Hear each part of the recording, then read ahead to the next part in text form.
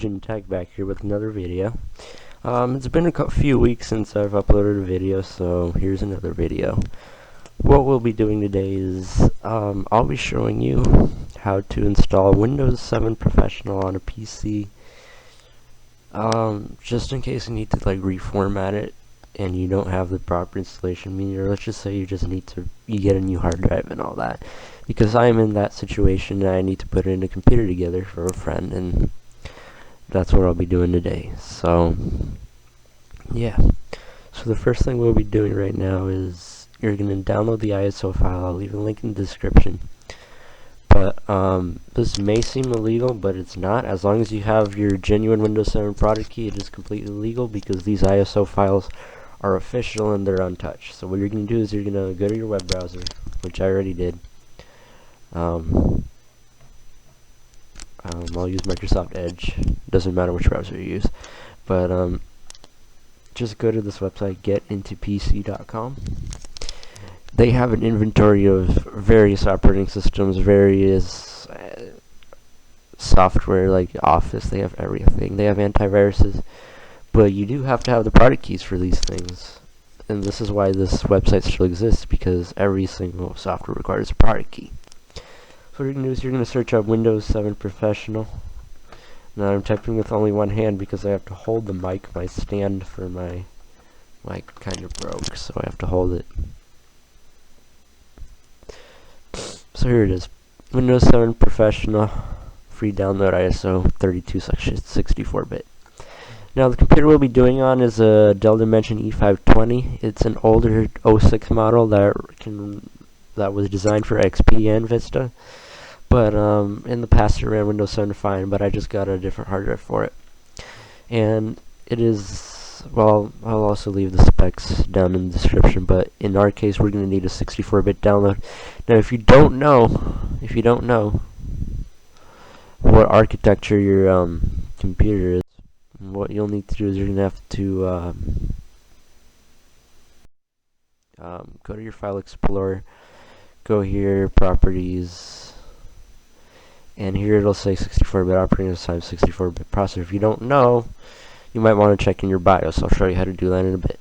So what you'll do is you'll click on download. It will take you to, it'll open a new tab, and it'll tell you that it's about to download a file from a high-performance Linux cloud server. So you just wait a little, and it'll redirect you to another site, FileHost Guru.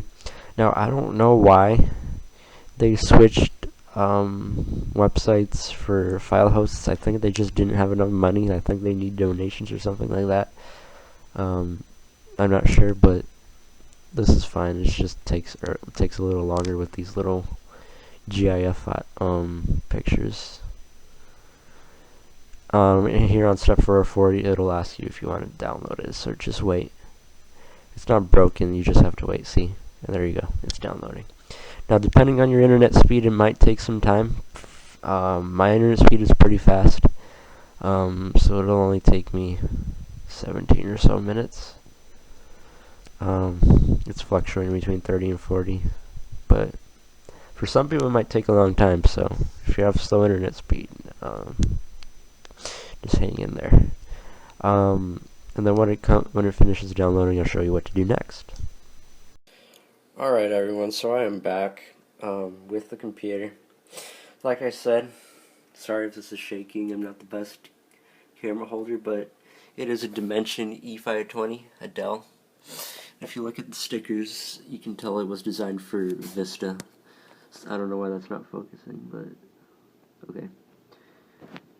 But again, the processor is an Intel Pentium D. I don't know if I even mentioned that, but it is a 64-bit architecture processor, so we're actually downloading the correct version right now. So what you want to do, now I installed another hard drive in here. It's a brand new hard drive. It's empty. Well, actually it's not empty. It has previous files from the previous owner of the hard drive. I just needed a hard drive. I know I was stupid to buy it used, but I needed at least one hard drive.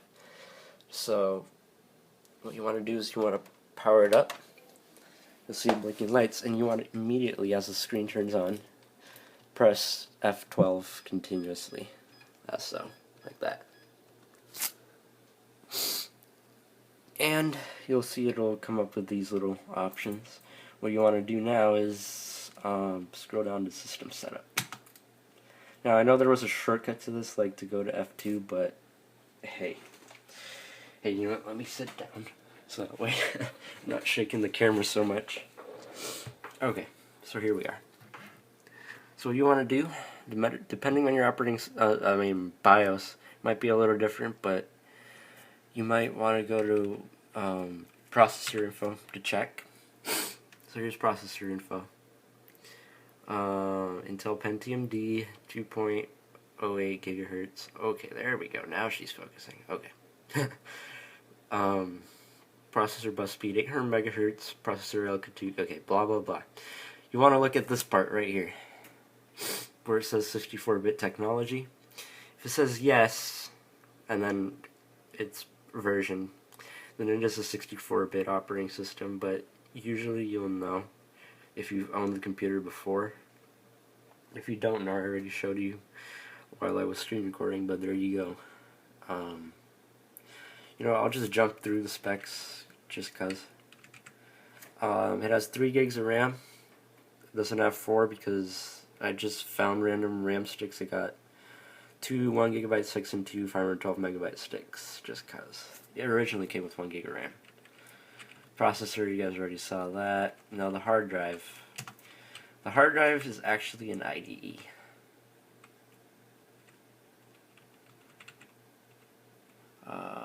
Oh no, I went to the wrong. It's drives. Here it is. It is an IDE drive. I did have an IDE to SATA adapter, so that's what that is. I didn't have any other hard drives, I just needed one. Again, I'm preparing this for a friend who needs it. I mean, has a decent video card. But the hard drive I just had to find somewhere. But there it is. So yeah, once the installation file finishes downloading, I'll show you how to put it on a USB drive or a DVD and how to install it on your computer. So here I am again. It is almost done. It's like maybe a few minutes remaining. While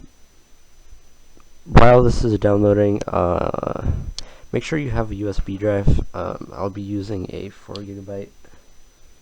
Actually, no. I'll use my 16 gig just because it's faster. But while it's doing that, what you want to do is you want to plug it into your computer. As so. Wait a little bit. If it even recognizes it. With these flash drives of mine, you can only pray to God something it's going to be recognized, but there it is, 16 gigabyte. It's empty. So what you're going to do is you want to go here. You want to select your USB drive. I think it's already formatted, but let's just do it again. You're going to right click, you're going to click Format. Doesn't matter what the volume label is. Sure, it's FAT32, and it's a quick format. Go ahead, click on Start, click OK. And sooner or later it'll come up with a notification saying it was formatted. And there you go. Format complete. Click OK and click Close. You can close out of Windows Explorer. Open up a new tab. You can do this individually. Actually, I'd suggest you do it individually because some internet speeds may be slow for you guys. And go to 7zip.org. You'll need this for making the USB drive. And you'll click on download. Again, the architecture has to match the one you have. Crap, I just slowed it down, didn't I? Okay, so 7zip is downloaded.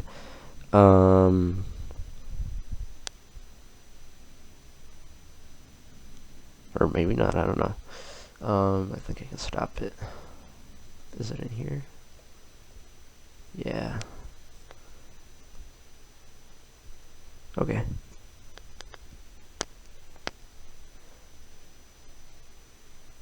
Okay, this one only has like 20 seconds left, but okay. But you'll open it and you'll run it, you'll install it. It's really easy installation, and I'll show you what to do next. Alright guys, when it finishes downloading, go ahead and click on Open Folder if you have that option. Right click on it, and this is what we need to 7zip for. you'll hover over it, and you'll click to extract files. You're gonna uncheck this. You're gonna go to the ellipsis, and you're gonna click on your flash drive, and you'll click OK, and then you'll click OK again. Now it is writing the image to your USB drive. Now this shouldn't take too long, depending on how old your USB drive is. But yeah, I'll be back when it's almost done, and I'll show you what to do.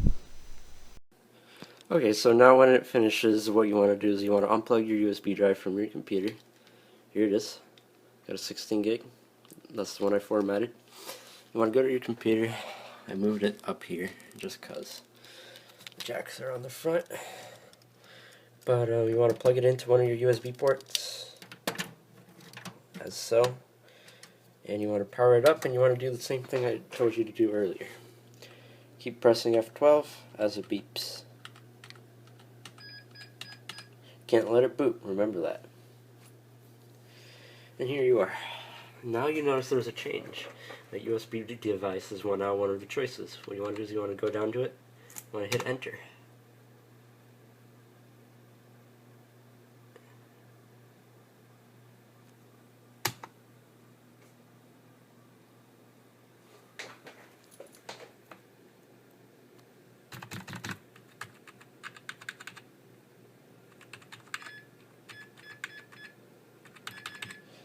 Weird. Okay, so my computer became unresponsive. Might want to check something. Sometimes it doesn't format correctly with 7-zip, so let's check. Go down here to my main computer.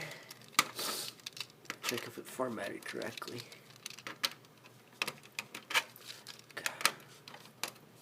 Okay. Let's go up here.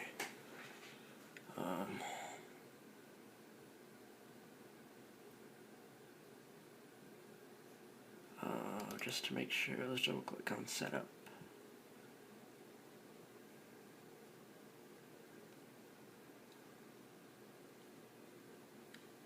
Looks like it might work fine. Let's click yes. Okay, no, it is working fine. Alright, let's unplug it then. Let's see what happens. Let's go down here.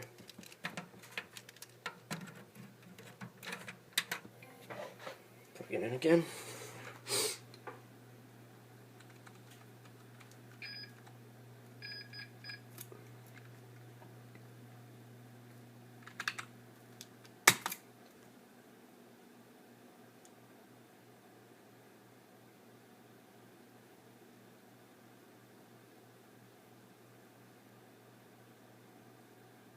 Huh.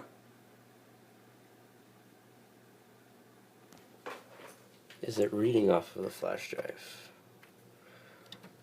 Let's see, maybe if I unplug the mouse.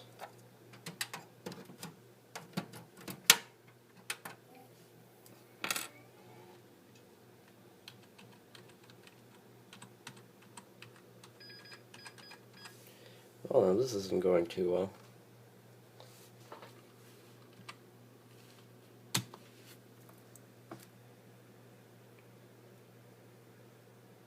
Okay, it flashed. It's not doing anything.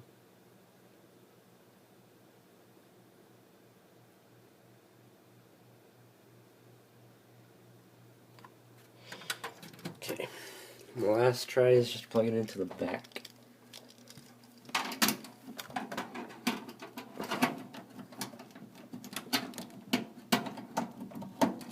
Right there.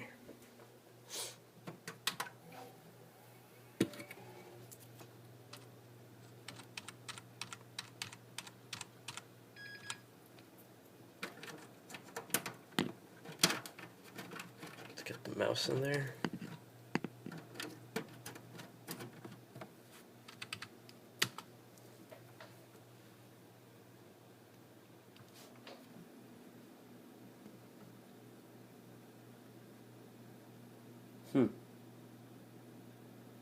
Okay.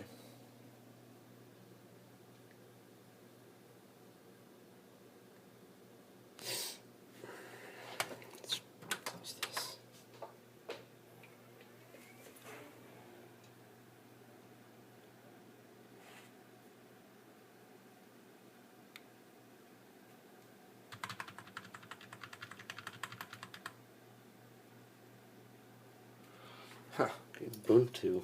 Apparently this hard drive had Ubuntu on it before that. Before anything. Kubuntu, who knows?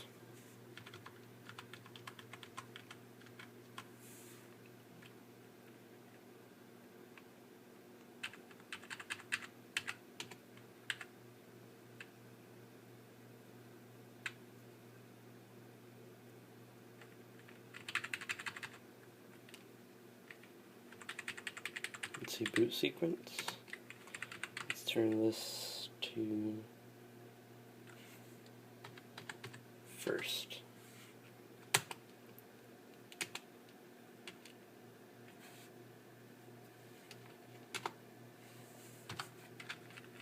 Save and exit. Let's see.